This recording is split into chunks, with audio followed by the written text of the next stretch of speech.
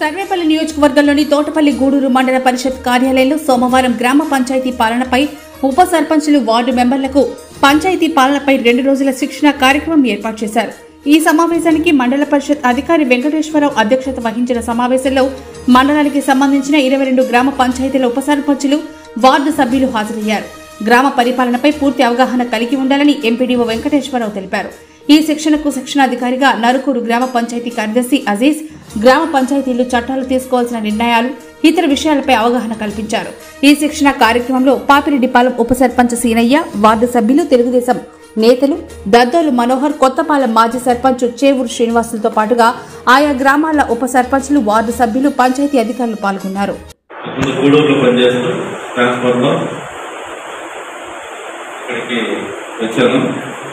వచ్చిన తర్వాత 2 రోజుల పాటు జిల్లా పరిషత్లోని శిక్షణలో ఉండటం వల్ల ఈ రోజే మన మండలానికి రావడం జరిగింది. అయితే ఈరోజు గ్రామ పంచాయతీ పరిపాలనపై ఈరోజు రేపు మన మండల స్థాయిలో 22 గ్రామ పంచాయతీలకు సంబంధించిన ఉప సర్పంచులు, అదేవిధంగా ఒక్కొక్క గ్రామ పంచాయతీ నుంచి 2 వార్డు సభ్యులు, వీళ్ళ ముగ్గురు కూడా 2 రోజుల పాటు శిక్షణ కార్యక్రమం ఉంటుంది.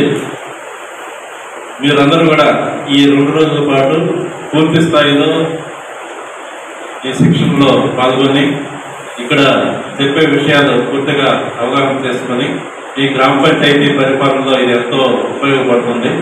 అంటే మీరు పదవి తీసుకుని 3 ఏళ్ళు అయింది, అయినప్పటికీ కూడా ఎన్నో కొత్త విషయాలు ఈ శిక్షణ ద్వారా మీకు తెలుసుకునే అవకాశం ఉంది.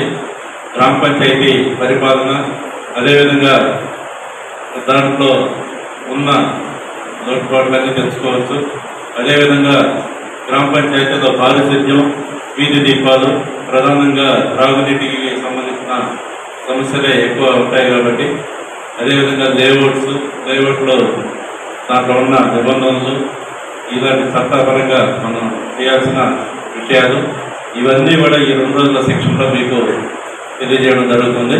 కాబట్టి శ్రద్ధగా విని, అదేవిధంగా మీరు కూడా పార్టిసిపేట్ చేసి మీ సందేహాలు కూడా మీరు తీర్చుకొని పూర్తి స్థాయిలో అవగాహనతో వెళ్తారని ఆశిస్తున్నాను.